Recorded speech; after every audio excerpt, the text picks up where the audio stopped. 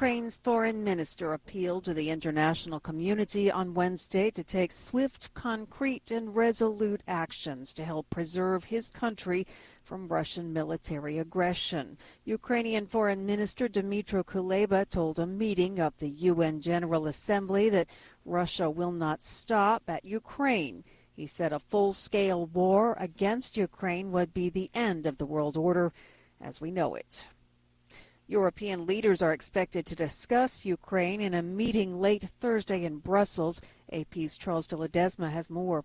European leaders plan an in-person emergency summit on Thursday evening in Brussels to discuss the tensions between Russia and Ukraine. Europe's moving quickly to decide next steps on Russia's moves on Ukraine. EU Council President Charles Michel says in his invitation letter to the 27 leaders that the use of force and coercion to change borders has no place in the 21st century, while German Chancellor Olaf Scholz has already planned to hold a 90-minute virtual meeting of the group of 7 leaders on Thursday afternoon. That meeting was announced last week. Michel has praised the heads of state and government to ensure the adoption of sanctions against Russia and deter its suspected plans to invade Ukraine. I'm Charles de Ledesma. Top U.S. lawmakers on Wednesday called Russian President Vladimir Putin's incursion into the occupied regions of Donetsk and Luhansk in eastern Ukraine an assault on democracy. House Speaker Nancy Pelosi said in a press conference it is stunning to see a tyrant rolling into a country. She was referring to Russian President Putin. U.S. officials say Putin interfered in U.S. presidential elections in 2016. Pakistan's Prime Minister Imran Khan arrived in Russia on Wednesday for a crucial meeting with President Putin. Officials said the two sides will review bilateral ties, including energy cooperation. Khan is the first foreign leader to visit Moscow since Putin earlier this week recognized the independence of Ukraine's breakaway republics of Donetsk and Luhansk and deployed troops there. Russia's action escalated tensions with the West and triggered new international sanctions against the country. Putin's meeting with Khan is scheduled for Thursday. The trip marks the first visit to Russia by a Pakistani prime minister since 1999.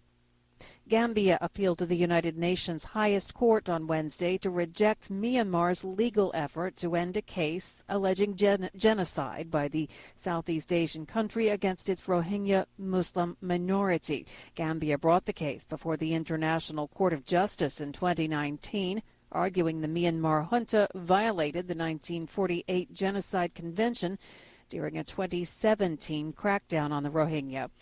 Gambia argues the crackdown amounted to genocide and that the World Court must hold Myanmar accountable. Lebanon has thwarted a plan by the Islamic State group to carry out 3 suicide bombings targeting Shiite religious compounds in Beirut's southern suburbs. This according to Lebanon's Interior Ministry on Wednesday.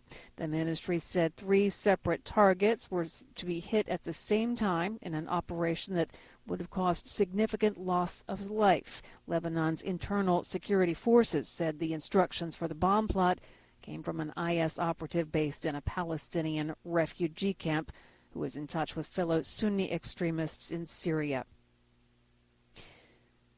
COVID-19 cases are coming down in the United States, but some experts say it's doubtful we'll ever reach herd immunity.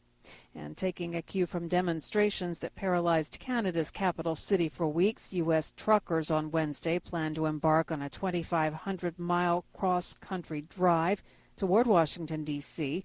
to protest coronavirus restrictions. Organizers of the People's Convoy say they want to jumpstart the economy and reopen the country. Their 11-day trek will approach the Washington, D.C. Beltway around the U.S. Capitol on March 5th, but will not be going into the city itself, according to a statement from the group. The Pentagon said Tuesday it had approved 400 D.C. National Guard troops to provide support at designated traffic posts, provide command and control, and cover sustainment requirements through March the 7th.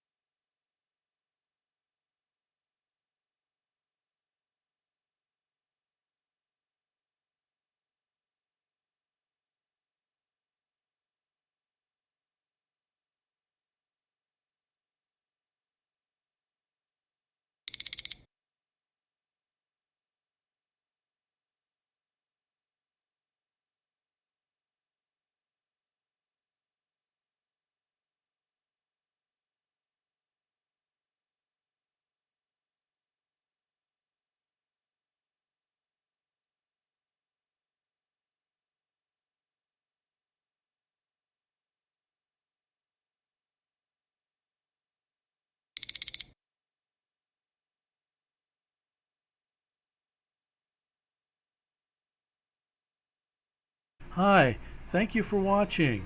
I hope the videos are useful for you. Please subscribe to my channel using the button below.